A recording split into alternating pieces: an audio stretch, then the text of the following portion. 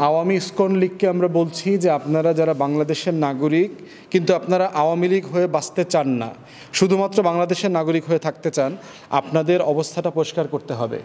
Awami ISKCON League থেকে আপনাদের নিজেদের স্বতন্ত্র সত্তা বের করে নিয়ে আসতে হবে। আপনারা বাংলাদেশের নাগরিক, আপনাদের শতভাগ অধিকার সংবিধান সম্মতভাবে অন্য 10 জনের মতোই করে দেয়া আছে।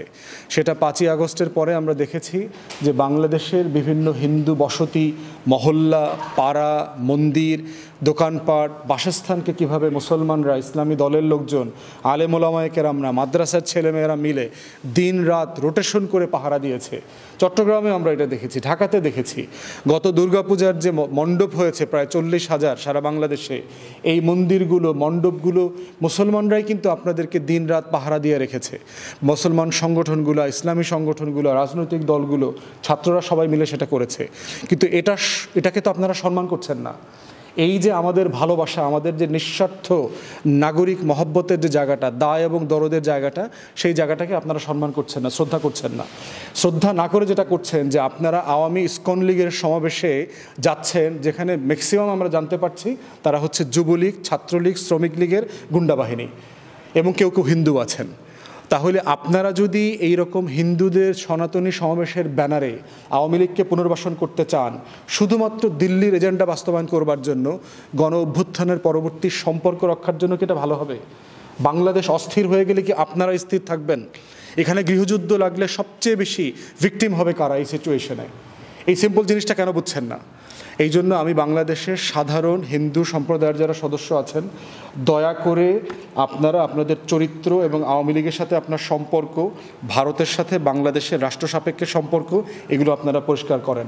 হিন্দু বৌদ্ধ খ্রিস্টান ঐক্য পরিষদ আমরা দেখলাম গত কয়েকদিন আগে রিপোর্ট বের করেছে যে জুলাই আগস্টের পর থেকে 9 জন হিন্দুকে খুন করা হয়েছে।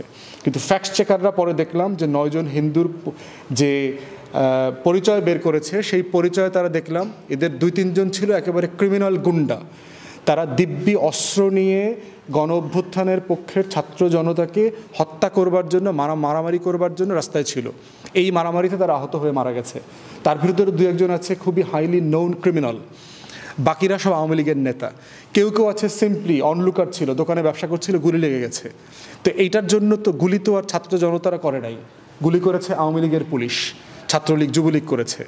অতএব এই জায়গাগুলো থেকে আমার কাছে মনে হচ্ছে যে বাংলাদেশের হিন্দু সম্প্রদায়ের ওয়েক আপ কল, যে আপনারা জেগে ওঠেন এবং নিজেদেরকে বাংলাদেশি হিসেবে, আপনারা যে ভারতের রাজনীতি এখানে করেন না, অথবা সেই রাজনীতির অংশীদার অথবা অজুহাত হইতে চান না, সেটা নিয়ে আপনারা কথা বলেন। ইসকনের মতো একটা সন্ত্রাসী গুন্ডা লীগ থেকে নিজেদেরকে আলাদা করেন, এটা খুবই জরুরি। অন্তর্বর্তীকালীন সরকারকে বলছি, প্রধান উপদেষ্টাকে ইতিমধ্যে কিন্তু আমরা বলে আসছি যে বাংলাদেশে জেনুইনলি সংখ্যালঘুদের উপরে অত্যাচার নির্যাতন হচ্ছে।